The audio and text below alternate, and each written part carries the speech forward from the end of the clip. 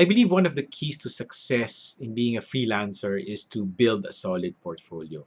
A portfolio is essentially a collection of your past work with different clients that showcases what you do and the kind of things that you love doing. One of the things that is valuable about a portfolio is that number one, it's a way for you to be able to show your clients the kind of work that you do and the things that you love to do. And it's also a way for them to figure out if you are the right fit for the kind of job that they like to or that they're asking to do. And number two, it also gives your client an idea on the quality of work that you do, whether it really fits their style, it really fits their requirements. And number three, I think the value of your portfolio is it allows you to be able to charge higher to your clients. But let's admit it, I mean, if you're just starting, most likely you don't have a portfolio yet. So, how are we going to build that?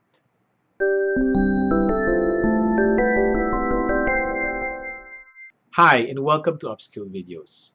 Building a portfolio is not really a very difficult thing to do. And there are a lot of tools right now available online for you to be able to build that very quickly. Even just in a few hours, you can already build a portfolio for work that you do.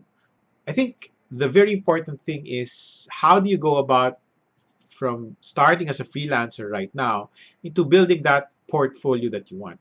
Let me give you a few tips on how you can go about that. Number one, specialize. I think it's important for freelancers to be able to specialize on a skill that they do. If you're going to offer a service and you're trying to offer different services, say for example, you're doing article writing, you're doing graphic design, you're doing videos, animation, email marketing, you're writing copy. I mean, you're trying to do a lot of different things, and all of those things doesn't add up to what you are as a freelancer, to what you love doing. So it's very important that you specialize. Pick a skill or a service that you like doing. Maybe it's creating logos, and then try to build a lot of different logos from there. So that when your clients see what you are able to do, they're only able to see one particular thing that you are really good at. And then number two, prioritize fixed term projects over long term ones. Now, I think this can be a controversial thing for a lot of people because a lot of freelancers right now, especially those who are starting in Upwork, dream of really finding that long term client. But if you are just starting out, my recommendation for you is do not try to look for that long term client yet, but focus on doing small, short term projects. Why? Because doing small, short term projects teaches you a lot of things.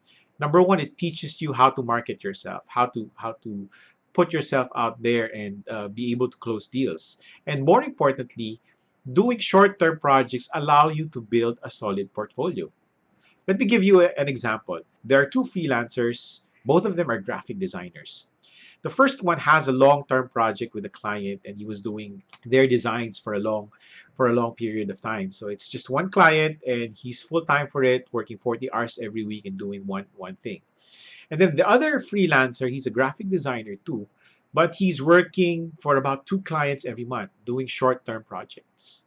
At the end of 1 year, freelancer number one has only one client that he's worked with. True, he's probably built a lot of different designs, but it is all related to just one single client. Freelancer number two, on the other hand, at the end of 1 year, he probably has 24 different graphic designs for different clients.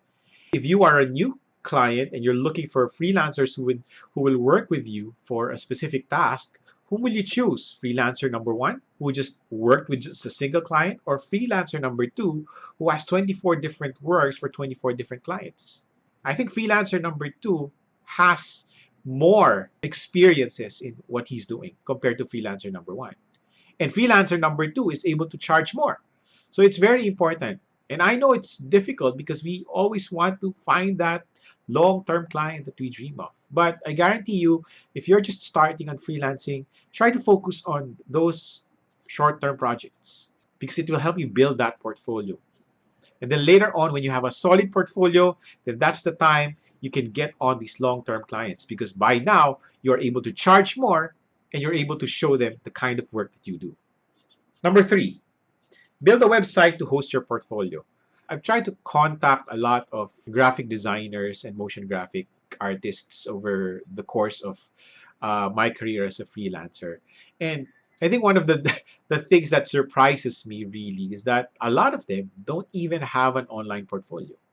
They tell me that they have experience doing graphic design and they doing motion graphics, but when I ask them for their online portfolio, it seems it takes them about a week to be able to assemble everything.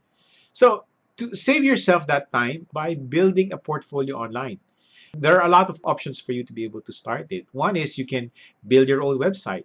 Number two is you can go on sites like Behance or Dribble or Vimeo if you're doing motion graphics. Or you can go and create a blog if you're into writing. The key is just put your work out there. Put your work online for people to see. Number four, make personal projects. Now, this is very important because when you don't have that kind of job that will allow you to build that portfolio, making personal projects can add to that. Say, for example, you are a logo designer and you got one client where you made a logo, and then your next client, he really didn't need you to make a logo, but he needed you to make a design for a poster. But you enjoy creating logos. So create personal designs. Create a logo for a fictitious company. Create a logo for someone else. I think that's very important. And number five, offer to help out on specific events or people or causes that you believe in. If you find an event or you find a cause that you really believe in and you want to help them, if, for example, you have a cause that needs a logo design and you're good at logo design, then offer your help, offer your services to them. I suggest you charge even just a small fee for it, but I think this will help you to create that portfolio that you need. Just putting yourself out there and voluntarily offering your services to these clients. And I think that's an important way, not just to build your portfolio, but also to build your relationships with possible clients who can refer you to other people along the way. So those are the 5 tips that I have on how to build your portfolio. And thank you for watching this video. And if you find this very helpful, please consider sharing it to your friends. And please do also subscribe to my channel so that you can have the latest videos that I release immediately at your inbox. And again, thank you for watching. And always remember, keep learning. Bye.